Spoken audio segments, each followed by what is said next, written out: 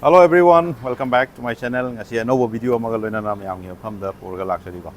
Adum mayam hek ubada dum khanga mani hariba gari se khoi MPV segment da laiba dum makhal gi haiba tare. Khoi Kia gi site gi Kia Carens Clavis ko anoba lakpa gari ne ta khoi phal da thunga da ngai riba gari haiba tare. Ado kana ko mesin housing na hariba gari si yengmini ga di hariba showroom si gi airport line da laiba khoi Kia motor channel leibni ko ade la nyeng bi ani test ride toge sum yani ado I sigi contact details sabe tare adom kupa hena details khania ga dei description da contact number japcharam ga dei screen result mai contact number ma hapcharam ga dei dum contact to wira ka anda dum sigi details adom hangbi ningba details ani now level dum hangbi bi agani ko ado de video se yam kai tare yamna nuai ga do video ne mani hai tare ko ado yengminasi kai gai ma da no officer sing kai yaure kamai to have do adang matang yengminaga hangminarsi ko ado channel sin nauna thengna ba yargana subscribe like and share to send bio sum gari ga mari lena ba content ning matang tour la ko da dom da miss wedana ba ado di video se hawrsi ko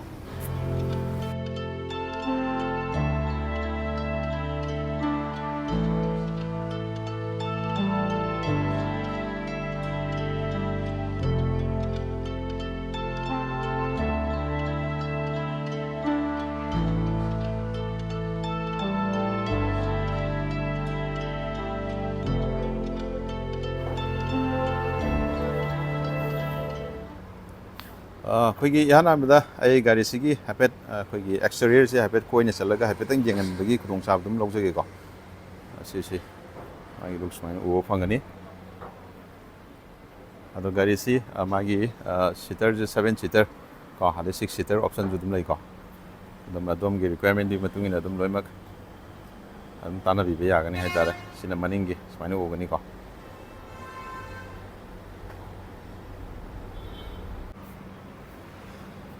Okay, akoy gi yanan da gari gi so se yeng si ko so je smine to ni ko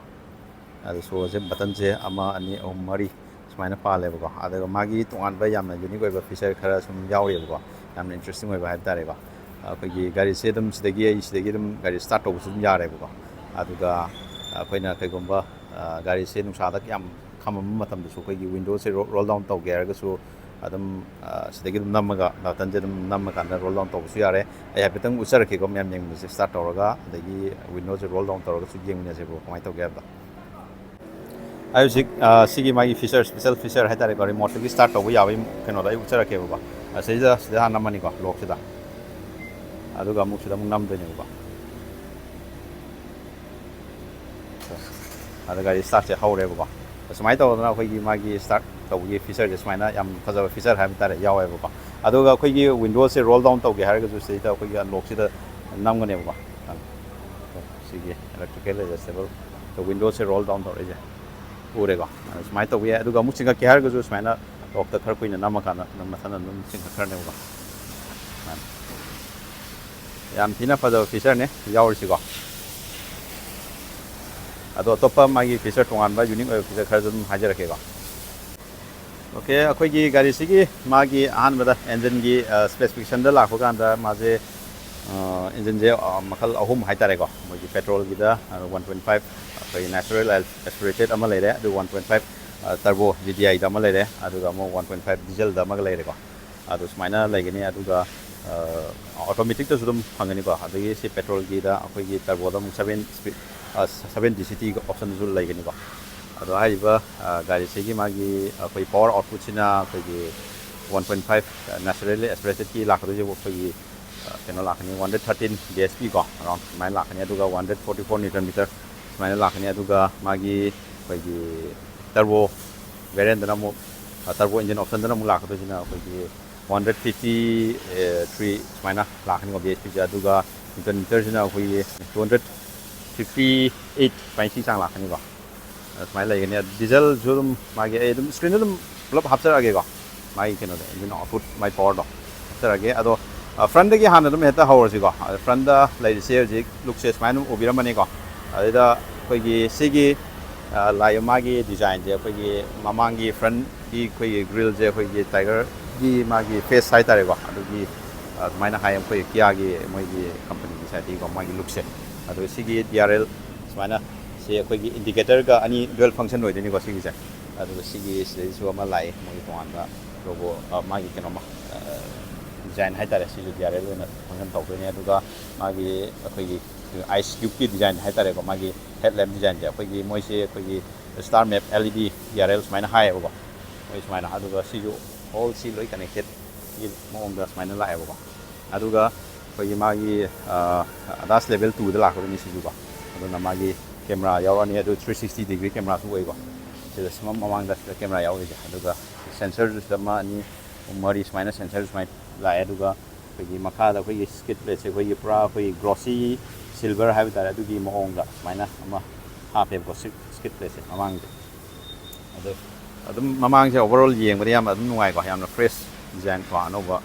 looks ꯑꯃꯒ ꯂꯣꯏꯅꯅ ꯂꯥꯛꯄ ꯍꯥꯏꯕ ꯇꯥꯔꯦꯀꯣ okay next move ꯑꯣꯟ two ꯑꯩꯈꯣꯏ side ꯔꯣꯝ ꯌꯦꯡꯁꯤꯀꯣ side ꯂꯣꯝꯗ ꯂꯥꯛꯄ ꯀꯥꯟꯗ ꯑꯩꯈꯣꯏꯒꯤ ꯒꯥꯔꯤꯁꯦ ꯑꯩꯈꯣꯏꯒꯤ ꯀꯩꯅꯣꯅꯦ 7 ꯁꯤꯇꯔꯅꯤꯀꯣ 7 ꯁꯤꯇꯔꯅꯤꯅ ꯑꯗꯨꯝ ꯈꯔ ꯁꯥꯡꯉꯦꯀꯣ ꯑꯗꯣ ꯑꯩ ꯁꯨꯝ ꯌꯦꯡꯉꯛꯄ ꯀꯥꯟꯗ ꯒꯥꯔꯤꯁꯦ ꯑꯩꯈꯣꯏꯒꯤ ꯍꯧꯖꯤꯛ ꯐꯥꯎꯒꯤ ꯑꯣꯏꯅꯀꯣ ꯇꯤꯜ ꯗꯦꯠꯀꯤ ꯑꯣꯏꯅ ꯑꯩꯈꯣꯏ 7 ꯁꯤꯇꯔꯗ ꯍꯥꯏꯇꯥꯔꯦꯀꯣ ꯒꯥꯔꯤꯁꯦ ꯁꯤꯁꯦ ꯑꯩꯈꯣꯏꯒꯤ ꯃꯁꯛꯁꯤ ꯌꯥꯝ ꯐꯖꯕ ꯍꯥꯏꯕ ꯇꯥꯔꯦ ꯑꯗꯣ ꯍꯧꯖꯤꯛ ꯐꯥꯎꯕ ꯂꯩꯕ ꯑꯩꯈꯣꯏ 7 ꯁꯤꯇꯔꯁꯤꯡꯁꯤꯗ ꯌꯦꯡꯕꯗ ꯃꯁꯛꯁꯦ ꯑꯩꯒꯤ ꯋꯥꯈꯜꯅꯤꯀꯣ ꯃꯁꯛꯁꯦ ꯑꯗꯨꯝ ꯁꯤ ꯑꯗꯨꯝ ꯐꯖꯕ꯭ꯔꯥ ꯍꯥꯏꯅ ꯈꯜꯂꯦꯕꯀꯣ ꯑꯗꯨꯝ ꯃꯌꯥꯝꯒꯤꯁꯨ ꯀꯣꯃꯦꯟꯗ ꯑꯗꯨꯝ ꯍꯥꯏꯔꯛꯑꯣꯕꯀꯣ 7 ꯁꯤꯇꯔꯁꯤ ꯒꯥꯔꯤꯁꯦ ꯁꯨꯃꯥꯏꯅ ꯐꯖꯕꯁꯦ ꯀꯌꯥ ꯎꯗꯕ ꯍꯥꯏꯕ ꯇꯥꯔꯦ ꯑꯗꯣ ꯃꯌꯥꯝꯒꯤꯁꯨ ꯀꯣꯃꯦꯟꯗ ꯑꯗꯨꯝ ꯍꯥꯏꯕꯤꯔꯛꯑꯣ ꯀꯔꯝ ꯀꯔꯝꯕ ꯒꯥꯔꯤꯅ ꯍꯦꯟꯅ ꯐꯖꯩ ꯐꯖꯗꯦ ꯑꯗꯨꯀꯣ ꯑꯗꯣ 7 ꯁꯤꯇꯔꯁꯤꯗ ꯁꯤꯒꯤ ꯄ꯭ꯔꯥꯏꯁ ꯚꯦꯔꯤꯌꯟ ꯀꯣ ꯄ꯭ꯔꯥꯏꯁ ꯃꯇꯨꯡ ꯏꯟꯅ ꯍꯥꯏꯕ ꯇꯥꯔꯦ ꯍꯥꯏꯇꯥꯔꯦ ꯑꯗꯣ ꯁꯤꯒꯤ ꯄ꯭ꯔꯥꯏꯁꯁꯦ ꯑꯗꯨꯝ ꯍꯥꯏꯖꯔꯛꯀꯦ ꯁ꯭ꯀ꯭ꯔꯤꯟꯗ ꯑꯗꯨꯝ ꯍꯥꯞꯆꯔꯛꯀꯦꯀꯣ ꯑꯩꯈꯣꯏꯒꯤ ꯕꯦꯁꯇꯗꯤ ꯑꯩꯈꯣꯏꯒꯤ ꯁꯣꯔꯨꯝꯁꯦ ꯑꯩꯈꯣꯏꯒꯤ 11.5 ꯁ꯭ꯋꯥꯏꯒꯤ ꯆꯥꯡꯗꯒꯤ ꯑꯗꯨꯝ ꯍꯧꯔꯒ ꯑꯩꯈꯣꯏ ꯒꯣꯁ ꯑꯞ ꯇꯨ 21.50 ꯁꯨꯃꯥꯏꯅ ꯂꯥꯛꯀꯅꯤꯀꯣ ꯑꯗꯨꯅ ꯑꯗꯨꯝ ꯑꯦꯐꯣꯔꯗꯦꯕꯜ ꯄ꯭ꯔꯥꯏꯁ ꯑꯗꯨꯝ ꯂꯣꯏ ꯑꯣꯏꯌꯦꯕꯀꯣ ꯑꯗꯨꯝ ꯑꯩꯈꯣꯏꯒꯤ 7 ꯁꯤꯇꯔꯗ ꯈꯤꯇꯪ ꯑꯗꯨꯝ ꯀꯩ ꯍꯥꯏꯇꯥꯔꯦ ꯈꯤꯇꯪ ꯄ꯭ꯔꯤꯃꯤꯌꯝ ꯁꯦꯒꯃꯦꯟꯗ ꯂꯥꯛꯄ ꯒꯥꯔꯤ MPV ꯁꯦꯒꯃꯦꯟꯗ ꯂꯩꯕ ꯑꯗꯨꯝꯕ ꯑꯣꯏꯗꯣꯏꯅꯤꯀꯣ ꯍꯥꯏꯔꯤꯕ ꯒꯥꯔꯤꯁꯦ ꯑꯗꯣ ꯃꯥꯒꯤ ꯑꯩꯈꯣꯏꯒꯤ ꯗꯥꯏꯃꯦꯟꯁꯟꯁꯦ ꯁ꯭ꯀ꯭ꯔꯤꯟꯗ ꯑꯗꯨꯝ ꯍꯥꯞꯆꯔꯛꯑꯒꯦ ꯑꯗꯣ ꯒ꯭ꯔꯥꯎꯟ ꯀ꯭ꯂꯤꯌꯔꯦꯟꯁꯁꯨ ꯑꯗꯨꯝ ꯌꯦꯡꯕꯤꯌꯨ ꯒ꯭ꯔꯥꯎꯟ ꯀ꯭ꯂꯤꯌꯔꯦꯟꯁꯁꯨ ꯑꯗꯨꯝ ꯐꯖꯅ ꯑꯗꯨꯝ ꯋꯥꯡꯉꯦꯀꯣ 195 mm ꯋꯥꯡꯉꯦꯕꯀꯣ ꯑꯗꯨꯝ ꯑꯗꯣ ꯋꯤꯜ ꯕꯦꯁꯁꯨ ꯑꯗꯨꯝ ꯁꯥꯡꯉꯦ ꯋꯤꯜ ꯕꯦꯁ ꯁꯥꯡꯕꯒꯤ ꯃꯇꯨꯡ ꯏꯟꯅ ꯑꯩꯈꯣꯏꯒꯤ ꯃꯅꯨꯡꯗꯁꯨ ꯑꯩꯈꯣꯏꯒꯤ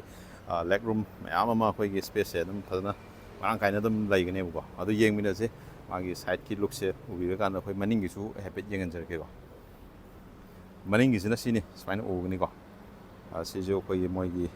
ꯀꯤꯌꯥꯒꯤ ꯑꯩꯈꯣꯏ ꯑꯗꯨꯝ ꯍꯥꯏꯐꯦꯠ ꯂꯣꯏꯅꯃꯛ ꯑꯌꯥꯝꯕ ꯀꯤꯌꯥꯒꯤ ꯑꯩꯈꯣꯏ ꯃꯅꯤꯡ ꯑꯅꯧꯕ ꯂꯥꯏꯠꯁꯦ ꯍꯥꯏꯐꯦꯠ ꯂꯣꯏ ꯃꯥꯟꯅꯔꯞ ꯇꯧꯋꯦꯕꯀꯣ ꯁꯤꯗꯁꯨ ꯊꯥꯕꯤꯔꯦꯀꯣ ꯑꯩꯈꯣꯏ 7 DCT ꯍꯥꯏꯅꯀꯣ ꯗ꯭ꯌꯨꯑꯦꯜ ꯀ꯭ꯂꯁ ꯇ꯭ꯔꯥꯟꯁꯃꯤꯁꯟ ꯍꯥꯏꯅ ꯁꯨꯃꯥꯏꯅ ꯂꯩꯌꯦꯕꯀꯣ ꯃꯣꯏꯒꯤ ꯑꯗꯒꯤ ꯃꯥꯒꯤ ꯁꯦꯟꯁꯔꯁꯤ ꯁꯨꯃꯥꯏꯅ ꯄꯤꯌꯦ ꯁꯤꯗ ꯄꯤꯔꯦ ꯃꯅꯤꯡꯗꯁꯨ ꯃꯔꯤꯀꯣ ꯁꯦꯟꯁꯔꯁꯤ ꯄꯤꯌꯦꯕꯀꯣ ꯑꯗꯣ ꯃꯅꯤꯡꯒꯤꯁꯨ ꯌꯥꯝꯅ ꯃꯣꯏꯁꯦ ꯐꯤꯆꯔꯤꯁꯇꯤꯛ ꯌꯥꯝꯅ ꯑꯣꯏꯔꯦ ꯃꯔꯝꯗꯤ ꯑꯩꯈꯣꯏꯗ ꯃꯅꯤꯡ ꯍꯜꯂꯛꯄ ꯀꯥꯟꯗꯁꯨ ꯑꯩꯈꯣꯏꯒꯤ ꯀꯣꯂꯤꯖꯟꯗꯒꯤ ꯑꯩꯈꯣꯏ ꯉꯥꯛꯊꯣꯛꯅꯅꯕ ꯍꯥꯏꯕ ꯇꯥꯔꯦꯀꯣ ꯑꯗꯨꯒꯤ ꯀꯩꯅꯣꯁꯨ ꯌꯥꯎꯔꯦ ꯑꯦꯁꯤꯁꯇꯦꯟꯁꯨ ꯃꯌꯥꯝ ꯑꯃ ꯌꯥꯎꯔꯦꯕꯀꯣ ꯐꯤꯆꯔꯁꯦ ꯑꯗꯨ ꯌꯦꯡꯕꯤꯔꯣ ꯑꯗꯣ ꯁꯤꯁꯤꯅ ꯇꯣꯞ ꯃꯣꯗꯦꯜ ꯑꯣꯏꯗꯣꯏꯅꯦ ꯑꯗꯨꯒ ꯍꯥꯏ ꯃꯥꯎꯟꯇꯦꯠ ꯁ꯭ꯇꯣꯞ ꯂꯦꯝꯞ ꯑꯗꯒꯤ ꯁꯥꯔꯐꯤꯟ ꯑꯦꯟꯇꯦꯅꯥ ꯑꯗꯒꯤ ꯗꯤꯐꯣꯒꯔ ꯀꯣ ꯑꯗꯩ ꯔꯤꯌꯔ ꯋꯥꯏꯄꯔ ꯌꯥꯎꯖꯔꯦ ꯑꯗꯒꯤ ꯃꯅꯤꯡꯒꯤ ꯁꯤꯗ ꯕꯦꯛ ꯀꯦꯃꯦꯔꯥꯁꯤ ꯌꯥꯎꯔꯦꯕꯀꯣ ꯑꯗ ꯁꯤꯅ ꯃꯅꯤꯡꯒꯤ ꯑꯩꯈꯣꯏꯒꯤ ꯗꯤꯄꯥꯔꯆꯔꯒꯤ ꯀꯩꯅꯣ ꯂꯩꯔꯦ ꯁ꯭ꯀꯤꯠ ꯄ꯭ꯂꯦꯠ ꯁꯨꯃꯥꯏꯅ ꯎꯕ ꯐꯪꯒꯅꯤ ꯕꯦꯛ ꯂꯥꯏꯠꯁꯤ ꯌꯥꯎꯔꯦꯀꯣ ꯑꯣꯀꯦ ꯑꯗꯨꯗꯤ ꯑꯦꯛꯁꯇꯦꯔꯤꯌꯔꯒꯤꯁꯤ ꯁꯨꯃꯥꯏꯅ ꯌꯦꯡꯈ꯭ꯔ ꯃꯇꯨꯡꯗ ꯑꯃꯨꯛ ꯑꯩꯈꯣꯏ ꯏꯟꯇꯔꯤꯌꯔꯗ ꯀꯃꯥꯏꯅ ꯇꯧꯒꯦ ꯍꯥꯏꯕꯗꯨꯁꯨ ꯍꯥꯏꯐꯦꯠ ꯆꯥꯎꯔꯥꯛꯄ ꯑꯃ ꯌꯦꯡꯃꯤꯟꯅꯔꯁꯤꯀꯣ ꯑꯣꯀꯦ ꯑꯩꯈꯣꯏ ꯁꯤꯁꯤꯅ ꯑꯩꯈꯣꯏ ꯃꯥꯒꯤ ꯇꯌꯥꯔꯗꯨꯅꯤꯀꯣ ꯇꯌꯥꯔꯁꯦ ꯑꯩꯈꯣꯏꯒꯤ ꯁꯤꯄꯤꯁꯦ MRFE ꯇꯌꯥꯔꯅꯤ ꯑꯗꯣ ꯃꯥꯒꯤ ꯁꯥꯏꯖꯁꯦ ꯑꯩꯈꯣꯏꯒꯤ 17 ꯏꯟꯆꯇ ꯂꯥꯛꯀꯗꯣꯏꯅꯤꯀꯣ ꯑꯗꯒꯤ ꯃꯥꯒꯤ ꯄ꯭ꯔꯣꯄꯔ ꯁꯥꯏꯖꯁꯦ 215 by 55 R17 ꯁꯨꯃꯥꯏꯅ ꯂꯩꯌꯦꯕꯀꯣ ꯑꯗꯣ ꯁꯤꯒꯤ ꯕꯦꯁꯇꯗꯤ ꯑꯩꯈꯣꯏꯒꯤ ꯀꯩꯅꯣ 16ꯗꯒꯤ ꯍꯧꯅꯤꯀꯣ ꯑꯗꯨꯒ ꯑꯦꯂꯣꯏꯗꯒꯤꯁꯨ ꯑꯗꯨꯝ ꯕꯦꯁꯇꯒꯤ ꯑꯦꯂꯣꯏ ꯂꯣꯏ ꯂꯥꯛꯑꯅꯦꯕꯀꯣ ꯑꯗꯣ ꯑꯣꯜ ꯂꯣꯏ ꯗꯤꯛꯁ ꯕ꯭ꯔꯦꯛ ꯉꯥꯛꯇ ꯑꯣꯏꯕꯀꯣ ꯑꯗꯣ ꯌꯦꯡꯉꯣ ꯁꯤꯒꯤ ꯃꯥꯒꯤ ꯁꯤꯒꯤ ꯀꯩꯅꯣꯁꯦ ꯗꯥꯏꯃꯟ ꯀꯠ ꯍꯥꯏꯇꯥꯔꯦꯀꯣ ꯃꯣꯏꯁꯤ ꯑꯦꯂꯣꯏ ꯗꯤꯖꯥꯏꯟꯁꯦ ꯑꯅꯧꯕꯅꯦ ꯌꯦꯡꯕꯗ ꯌꯥꯝ ꯐꯖꯩꯀꯣ ꯑꯗꯨ ꯁꯤ ꯁꯥꯏꯠ ꯀ꯭ꯂꯦꯔꯤꯡ ꯁꯨꯃꯥꯏꯅ ꯍꯥꯞꯄꯦꯕꯀꯣ ꯌꯥꯝꯅ ꯁ꯭ꯇꯥꯏꯂꯤꯁ ꯑꯣꯏꯅꯀꯣ ꯌꯦꯡꯕꯗ ꯌꯥꯝ ꯃꯑꯣꯡ ꯇꯥꯏꯕꯀꯣ ꯁꯤ ꯌꯦꯡꯉꯣ ꯑꯣꯜ ꯂꯣꯏ ꯗꯤꯛꯁ ꯕ꯭ꯔꯦꯛ ꯂꯣꯏ ꯂꯥꯛꯑꯅꯤꯀꯣ ꯁꯨꯃꯥꯏꯅ ꯑꯗꯨꯒ ꯑꯩꯈꯣꯏꯒꯤ ꯁꯤꯗꯁꯨ ꯑꯩꯈꯣꯏꯒꯤ 360 ꯗꯤꯒ꯭ꯔꯤ ꯀꯦꯃꯦꯔꯥ ꯌꯥꯎꯕꯒꯤ ꯑꯩꯈꯣꯏ ꯁꯤꯗꯁꯨ ꯀꯦꯃꯦꯔꯥ ꯂꯣꯏ ꯍꯥꯞꯄꯦꯕꯀꯣ ꯁ꯭ꯂꯤꯛ ꯑꯣꯏꯅ ꯑꯩꯈꯣꯏꯒꯤ ꯐ꯭ꯂꯣꯇꯤꯡ ꯇꯥꯏꯞꯇ ꯑꯩꯈꯣꯏ ꯇꯔꯟ ꯏꯟꯗꯤꯀꯦꯇꯔ ꯁꯤꯗꯁꯨ ꯌꯥꯎꯔꯦ ꯑꯗꯣ ꯁꯤꯁꯨ ꯑꯩꯈꯣꯏꯒꯤ ꯒ꯭ꯂꯣꯁꯤ ꯕ꯭ꯂꯦꯛꯇꯀꯣ ꯄꯤꯔꯦ A ꯄꯤꯂꯔꯁꯦ ꯑꯗꯩ B ꯄꯤꯂꯔ ꯂꯣꯏꯅꯃꯛ ꯁꯨꯃꯥꯏꯅ ꯂꯩꯒꯅꯤ ꯕ꯭ꯂꯦꯛꯇꯀꯣ ꯑꯣꯀꯦ ꯃꯅꯨꯡ ꯑꯃꯨꯛ ꯌꯦꯡꯁꯤꯀꯣ ꯑꯣꯀꯦ ꯊꯣꯡꯁꯦ ꯁꯨꯃꯥꯏꯅ ꯂꯩꯔꯅꯤ ꯑꯩꯈꯣꯏꯒꯤ ꯃꯥꯒꯤ ꯊꯣꯡ ꯄꯥꯏꯐꯝ ꯈꯨꯠ ꯄꯥꯏꯐꯝꯁꯨ ꯂꯩꯔꯦ ꯑꯣꯜ ꯄꯋꯥꯔ ꯋꯤꯟꯗꯣ ꯑꯗꯩ ꯃꯤꯔꯔ ꯑꯦꯗꯖꯁ ꯇꯧꯕꯒꯤ ꯑꯗꯩ ꯁꯥꯎꯟꯁꯤꯅ ꯕꯣꯁꯀꯤ ꯁꯥꯎꯟ ꯂꯥꯛꯑꯅꯤ ꯑꯗꯩ ꯁꯤꯗ ꯀꯩꯀꯩ ꯍꯥꯞꯐꯝꯅ ꯃꯌꯥꯝ ꯌꯥꯎꯔꯦ ꯑꯝꯕ꯭ꯔꯦꯂꯥ ꯍꯣꯜꯗꯔꯒꯁꯨ ꯂꯣꯏ ꯌꯥꯎꯔꯦꯕꯀꯣ ꯑꯗꯩ ꯁꯣꯐꯇꯁ ꯃꯦꯇꯔꯤꯌꯦꯜ ꯌꯥꯎꯔꯦꯕꯀꯣ ꯑꯁꯤꯁꯨ ꯑꯩꯈꯣꯏ ꯇꯦꯛꯁꯆꯔ ꯂꯣꯏꯅꯅ ꯌꯥꯎꯔꯦ ꯁꯤꯗꯁꯨ ꯑꯗꯒꯤ ꯁꯤꯗꯩꯗ ꯁꯨꯝ ꯆꯪꯉꯛꯄ ꯀꯥꯟꯗ ꯑꯩꯈꯣꯏꯒꯤ ꯃꯥꯒꯤ ꯁꯤꯗꯩꯗ ꯁꯣꯐꯇꯁ ꯑꯃꯁꯨ ꯁꯨꯃꯥꯏꯅ ꯄꯤꯔꯦꯕꯀꯣ ꯑꯦꯁꯤ ꯚꯦꯟꯁꯨ ꯌꯥꯎꯖꯔꯦ ꯑꯗꯨꯒ ꯁꯤꯗꯩꯗꯁꯨ ꯑꯩꯈꯣꯏꯒꯤ ꯍꯦꯠ ꯂꯥꯏꯠ ꯂꯦꯕꯦꯂꯔ ꯍꯥꯏꯇꯥꯔꯦ ꯁꯤꯅ ꯇ꯭ꯔꯦꯛꯁꯟ ꯑꯣꯟ ꯑꯣꯐ ꯇꯧꯕꯒꯤꯀꯣ ꯑꯗꯨꯒ ꯑꯩꯈꯣꯏꯒꯤ ꯕꯣꯅꯦꯠ ꯍꯥꯡꯇꯣꯛꯄ ꯈꯣꯠꯄꯁꯤ ꯁꯤꯗꯩꯁꯤꯗꯒꯤ ꯑꯗꯨꯝ ꯇꯧꯔꯅꯤꯀꯣ ꯑꯗꯨꯒ ꯁꯤꯗꯩꯗ ꯌꯥꯝꯅ ꯅꯨꯡꯉꯥꯏꯕ ꯐꯤꯆꯔ ꯑꯃ ꯍꯥꯏꯔꯒꯗꯤ ꯑꯩꯈꯣꯏꯒꯤ ꯗ꯭ꯔꯥꯏꯚꯔꯁꯦ ꯑꯩꯈꯣꯏꯒꯤ 4-way ꯑꯦꯗꯖꯁꯇꯦꯕꯜ ꯑꯣꯏꯕꯀꯣ ꯁꯤꯁꯦ electrically adjust ꯇꯧꯕ ꯌꯥꯗꯣꯏꯅꯦꯕꯀꯣ ꯑꯗꯨꯒ ꯍꯥꯏꯠꯀꯤꯗꯤ ꯁꯤꯗ ꯃꯁꯥꯒꯤ ꯃꯦꯅꯨꯋꯦꯜ ꯑꯣꯏꯅ ꯇꯧꯔꯅꯦꯕꯀꯣ ꯑꯇꯩꯗꯤ ꯂꯣꯏꯅꯃꯛ ꯁꯤꯅ ꯂꯣꯏ ꯇꯧꯔꯅꯦꯕꯀꯣ ꯑꯣꯀꯦ ꯑꯩ ꯀꯥꯈꯠꯂꯒ ꯑꯃꯨꯛ ꯌꯦꯡꯁꯤꯀꯣ ꯀꯃꯥꯏꯅ ꯇꯧꯒꯦ ꯍꯥꯏꯕꯗꯣ ꯑꯩ ꯃꯅꯨꯡꯒꯤ ꯀꯩꯅꯣꯁꯤꯡ ꯀꯝꯐꯔꯠꯇꯣ ꯑꯗꯨꯝ ꯍꯥꯏꯖꯔꯛꯀꯦꯕꯀꯣ ꯑꯗꯨꯅ ꯐꯨꯜ ꯂꯤꯠ ꯑꯣꯄꯅꯔ ꯍꯥꯏꯇꯥꯔꯦ ꯁꯤ ꯂꯩꯔꯦ ꯑꯣꯀꯦ ꯀꯥꯈꯠꯂꯒ ꯑꯃꯨꯛ ꯌꯦꯡꯃꯤꯟꯅꯁꯤꯀꯣ ꯑꯩꯅ ꯍꯧꯖꯤꯛ ꯐꯝꯃꯤꯁꯦ ꯑꯩꯒꯤ ꯆꯞ ꯆꯥꯕꯤ ꯍꯥꯏꯕ ꯇꯥꯔꯦꯀꯣ ꯑꯗꯨꯒꯤ ꯃꯇꯨꯡ ꯏꯟꯅꯅꯦ ꯑꯗꯨꯒ ꯁꯤꯗꯁꯨ ꯑꯩꯈꯣꯏꯒꯤ ꯁꯤꯠꯁꯦ ꯑꯩꯈꯣꯏꯒꯤ ꯃꯅꯤꯡꯗ ꯃꯃꯥꯡꯒꯤ ꯚꯦꯟꯇꯤꯂꯦꯇꯦꯠ ꯑꯣꯏꯗꯣꯏꯅꯤꯀꯣ ꯁꯤꯗ ꯐ꯭ꯔꯟꯠ ꯁꯤꯠꯀꯤ ꯚꯦꯟꯇꯤꯂꯦꯇꯦꯠꯀꯤ ꯁꯤꯗ ꯌꯥꯎꯔꯤꯁꯦ ꯑꯗꯨꯒ ꯁꯤꯗ ꯀꯞ ꯍꯣꯜꯗꯔ ꯌꯥꯎꯔꯦ ꯑꯗꯩ ꯀꯞ ꯍꯣꯜꯗꯔꯁꯤꯁꯨ ꯑꯩꯈꯣꯏꯒꯤ ꯑꯏꯪꯕ ꯅꯨꯡꯁꯤꯠ ꯂꯥꯛꯅꯅꯕꯀꯣ ꯑꯗꯨ ꯁꯤꯗ ꯍꯥꯞꯄ ꯀꯥꯟꯗꯗꯤ ꯑꯦꯅꯤ ꯀꯩꯅꯣꯝꯃ ꯍꯩ ꯃꯍꯤ ꯑꯣꯏꯒꯦꯔꯥ ꯑꯃ ꯑꯣꯏꯒꯦꯔꯥ ꯏꯁꯤꯡ ꯑꯣꯏꯒꯦꯔꯥ ꯑꯗꯨꯝ ꯏꯪꯍꯟꯗꯣꯏꯅꯦꯕꯀꯣ ꯑꯗꯨꯒ ꯁꯤꯗꯁꯨ ꯑꯣꯇꯣ ꯍꯣꯜ ꯑꯗꯒꯤ ꯑꯦꯂꯦꯛꯇ꯭ꯔꯣꯅꯤꯛ ꯄꯥꯔꯀꯤꯡꯒꯤꯀꯣ ꯁꯤ ꯌꯥꯎꯖꯔꯦ ꯁꯤ ꯑꯩꯈꯣꯏꯒꯤ ꯑꯣꯇꯣꯃꯦꯇꯤꯛꯀꯣ 7DC ꯀꯩꯅꯣꯗꯨꯅꯤꯀꯣ ꯁꯤꯒꯤ ꯑꯣꯞꯁꯟꯁꯦ ꯇ꯭ꯔꯥꯟꯁꯃꯤꯁꯟꯁꯦ ꯑꯗꯨꯒ ꯋꯥꯌꯔꯂꯦꯁ ꯆꯥꯔꯖꯤꯡꯒꯤ ꯁꯤꯗ ꯑꯃ ꯄꯤꯔꯦꯕꯀꯣ ꯑꯗꯨꯒ ꯁꯤꯗꯁꯨ USBꯒꯤ 12 ꯚꯣꯜꯠꯀꯤ ꯑꯗꯨꯒ ꯁꯤꯗ ꯆꯥꯔꯖꯤꯡ ꯁꯤ ꯇꯥꯏꯞꯀꯤꯁꯨ ꯌꯥꯎꯔꯦꯀꯣ ꯑꯗꯨꯒ ꯍꯤꯜ ꯍꯣꯜ ꯑꯦꯁꯤꯁ ꯀꯣ ꯑꯗꯩ ꯗ꯭राꯏꯚ ꯃꯣꯠ ꯑꯗꯒꯤ ꯁꯤꯗ ꯀꯦꯃꯦꯔꯥ ꯀꯣ ꯁꯤ ꯃꯥꯒꯤ ꯃꯅꯤꯡꯒꯤ ꯑꯩꯈꯣꯏꯒꯤ ꯚꯤꯗꯤꯑꯣ ꯀꯦꯃꯦꯔꯥꯗꯣ ꯁꯨꯃꯥꯏꯅ ꯎꯕ ꯐꯪꯒꯅꯦꯕꯀꯣ ꯑꯗꯨ ꯁꯤꯁꯨ ꯌꯦꯡꯉꯣ ꯃꯊꯛꯀꯤ ꯁꯨꯃꯥꯏꯅ ꯎꯕ ꯐꯪꯒꯅꯤ ꯌꯥꯝꯅ ꯑꯗꯨꯝ ꯀ꯭ꯂꯦꯔꯤꯇꯤꯁꯦ ꯌꯥꯝ ꯐꯖꯅ ꯑꯗꯨꯝ ꯃꯌꯦꯛ ꯁꯦꯡꯅ ꯐꯖꯅ ꯎꯕ ꯉꯝꯃꯦꯀꯣ ꯁꯤ ꯑꯦꯡꯀꯜꯁꯦ ꯑꯩꯈꯣꯏ ꯁꯨꯃꯥꯏꯅ ꯂꯣꯏ ꯌꯦꯡꯕ ꯌꯥꯔꯦ ꯌꯥꯝ ꯐꯖꯔꯦ ꯑꯗꯨꯒ ꯁꯤꯗꯩꯗꯁꯨ ꯑꯩꯈꯣꯏ ꯐꯥꯔꯁ ꯏꯟ ꯁꯦꯒꯃꯦꯟ ꯍꯥꯏꯕ ꯇꯥꯔꯦꯀꯣ ꯑꯩꯈꯣꯏꯒꯤ ꯗꯨꯋꯦꯜ ꯑꯩꯈꯣꯏꯒꯤ ꯄꯦꯅꯦꯜꯗ ꯑꯩꯈꯣꯏ ꯄꯦꯅꯣꯔꯥꯃꯤꯛ ꯁꯨꯃꯥꯏꯅ ꯑꯅꯤ ꯂꯥꯛꯄꯁꯦꯀꯣ ꯁꯤꯗꯁꯨ ꯑꯩꯈꯣꯏꯒꯤ ꯄꯨꯔꯥ ꯐꯨꯜꯂꯤ ꯀꯅꯦꯛꯇꯦꯠꯇꯀꯣ ꯁꯨꯃꯥꯏꯅ ꯂꯥꯛꯑꯦꯕꯀꯣ ꯃꯥꯒꯤ ꯐꯣꯇꯣꯃꯦꯟꯁꯦ ꯀ꯭ꯔꯨꯁ ꯀꯟꯇ꯭ꯔꯣꯜꯁꯤꯅ ꯁꯣꯝ ꯅꯥꯀꯟ ꯁꯥꯏꯗꯇ ꯌꯥꯎꯔꯦꯕꯀꯣ ꯑꯗꯨꯒ ꯑꯗꯒꯤ ꯑꯩꯈꯣꯏꯒꯤ ꯁꯤꯅ RPMꯒꯤꯗꯣ ꯁꯨꯃꯥꯏꯅ ꯂꯩꯔꯦꯀꯣ ꯑꯗꯨꯒ ꯁꯤꯗꯁꯨ ꯑꯩꯈꯣꯏꯒꯤ ꯌꯥꯝꯅ ꯅꯨꯡꯉꯥꯏꯕ ꯍꯥꯏꯇꯥꯔꯦ ꯃꯌꯥꯝꯗ ꯀꯌꯥ ꯁꯨꯃꯥꯏꯅ ꯌꯥꯎꯅꯗꯕꯅꯦꯀꯣ ꯁꯤꯒꯤ ꯀꯩꯅꯣꯁꯦ ꯐꯤꯆꯔꯁꯦ ꯁꯤ ꯂꯣꯏ ꯇꯆ ꯂꯣꯏ ꯑꯣꯏꯗꯣꯏꯅꯦꯕꯀꯣ ꯑꯩꯈꯣꯏꯒꯤ ꯁꯤꯁꯤꯅ ꯑꯩꯈꯣꯏꯒꯤ ꯃꯜꯇꯤꯃꯦꯗꯤꯌꯥꯒꯤ ꯁꯤꯒꯤ ꯀꯟꯇ꯭ꯔꯣꯜ ꯁꯤꯗ ꯅꯝꯃꯀꯥꯟꯗꯅ ꯂꯥꯛꯑꯅꯤꯀꯣ ꯑꯗꯨꯒ ꯁꯤꯗꯅ ꯑꯩꯈꯣꯏꯒꯤ ACꯒꯤ ꯀꯟꯇ꯭ꯔꯣꯜꯁꯦ ꯁꯨꯃꯥꯏꯅ ꯅꯝꯃꯀꯥꯟꯗ ꯂꯥꯛꯄ ꯎꯕ ꯐꯪꯒꯅꯦꯕꯀꯣ ꯀꯟꯇ꯭ꯔꯣꯜꯁꯦ ꯑꯣꯀꯦ ꯁ꯭ꯇꯤꯌꯔꯤꯡꯒꯤ ꯁꯨꯃꯥꯏꯅ ꯎꯕ ꯐꯪꯒꯅꯤ ꯑꯩꯈꯣꯏꯒꯤ ꯗꯨꯋꯦꯜ ꯀꯂꯔ ꯇꯣꯟꯗꯀꯣ ꯑꯗꯨꯒ ꯑꯩꯈꯣꯏꯒꯤ ꯁ꯭ꯄꯣꯛꯁꯦ ꯁꯨꯃꯥꯏꯅ ꯁ꯭ꯄꯣꯛ ꯑꯅꯤꯗꯀꯣ ꯁ꯭ꯄꯣꯔꯇꯤ ꯑꯣꯏꯕ ꯑꯗꯨ ꯃꯈꯥꯁꯦ ꯕꯇꯝꯁꯦ ꯐ꯭ꯂꯦꯠ ꯑꯣꯏꯔꯦ ꯃꯊꯛꯁꯨ ꯑꯣꯏꯔꯦ ꯑꯅꯤꯃꯛ ꯁꯨꯃꯥꯏꯅ ꯑꯣꯏꯌꯦꯕꯀꯣ ꯌꯥꯝꯅ ꯁ꯭ꯄꯣꯔꯇꯤ ꯑꯣꯏꯕ ꯑꯗꯨꯝꯕ ꯃꯈꯜꯒꯤ ꯁ꯭ꯇꯤꯌꯔꯤꯡꯅꯤ ꯑꯗꯣ ꯁꯤꯒꯤ ꯑꯦꯗꯖꯁꯇꯦꯕꯜꯁꯤ ꯀꯃꯥꯏꯅ ꯇꯧꯒꯦ ꯌꯦꯡꯁꯤꯀꯣ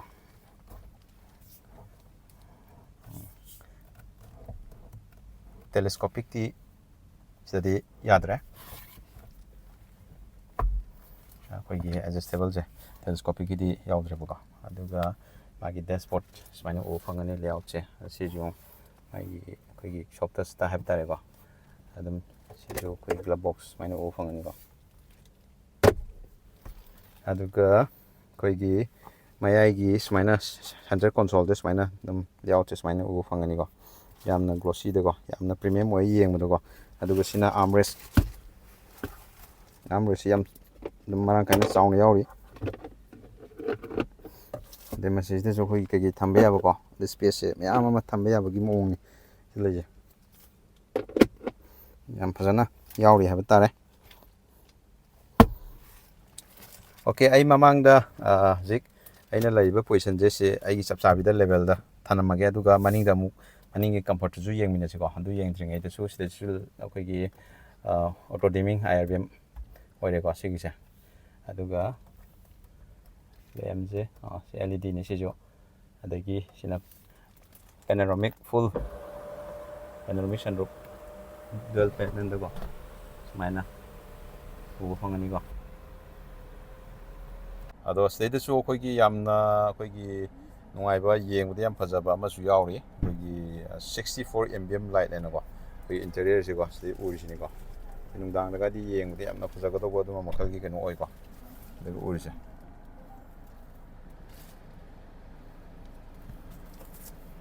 sida vanity mirror yaure ticket holder yaure ko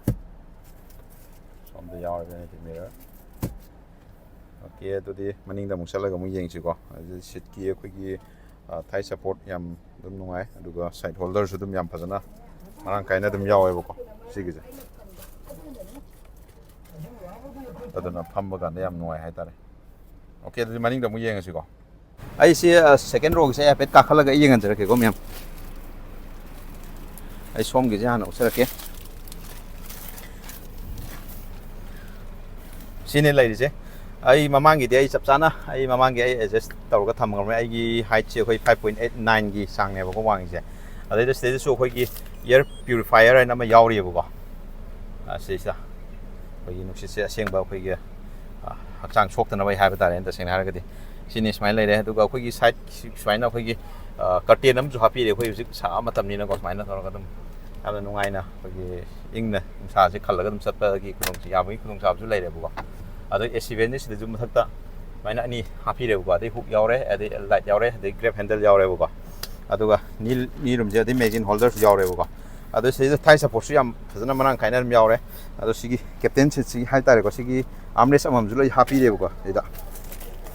plastic na di lo yong re ado okay sida armrest amam lo yaure ado si je koi sit se koi slide to ya ba hai tare ko ado ai habit yang anjar ke sini ko sibaw full kano tor sibaw da dum ai si phajana dum area sin lai ri ko marang kaina ko aduga muk sigi kaino si ju